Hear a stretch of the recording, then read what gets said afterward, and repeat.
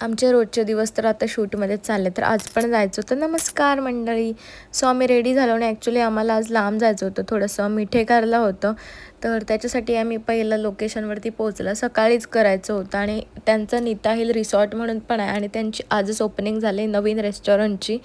So खूप छान restaurant आहे आणि माझं नशीब इतकं चांगलं आहे ना, की त्यांची हळद-कुंकू वगैरे लावतात ना, तो मान पहिला तर मला मिळाला आणि मला खूप ब्लेसिंग वाटत होतं, कारण मला असं आवडतं सगळं. त्याच्यानंतर पूजा वगैरे झाली आणि हे आपल्या व्हिडिओज बघतात, त्यांना आपल्या व्हिडिओ वगैरे खूप आवडत असतो, ते पण भेटलेलं आहे आपल्याला.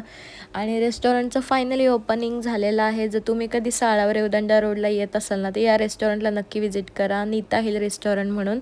आणि प्रथम सिनेमॅटिक म्हणून व्हिडिओग्राफर होता, सो त्याला पण तुम्ही DM करू शकता. खूप छान व्हिडिओ बनवतो. त्याच्यानंतर मग त्याने आम्हाला जेवण दिलं, पुरी भाजी आणि स्वीटमध्ये पण गुलाबजाम, गाजर हलवा, खूप स्वीट होतं. त्याच्यानंतर जसं की तुम्ही कालच्या व्लॉगमध्ये बघितलंत, की मी एक साडी घेणार होती आणि फायनली मी नवऱ्याला घेऊन गेली आणि फायनली जी मला हवी होती ना, तीच साडी मी घेऊन आले.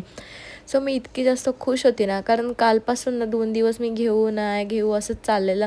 पण फायनली म्हणून का सांगू, मी याला घेऊन आले, कारण माझं बिल तर तो भरणार होता ना, मग त्याला घेऊन आले आणि मी जाम खुश झाले या गोष्टीसाठी. घरी आले, जेवण केलं आणि लगेच जेवण वगैरे झालं आणि मग काय रात्रीची भांडी वगैरे घासायला घेतली. ती साडी जी मी घेतली ना, ती माझ्या आत्याच्या मुलीचं लग्न ना, त्याच्यासाठी घेतले. सो तुम्हाला तेव्हाच बघायला मिळेल की मी कोणती साडी घेतली आणि खूप छान आहे. मला पण खूप जास्त आवडली. डे आउट तर माझा असा होता. भेटू उद्या. बाय.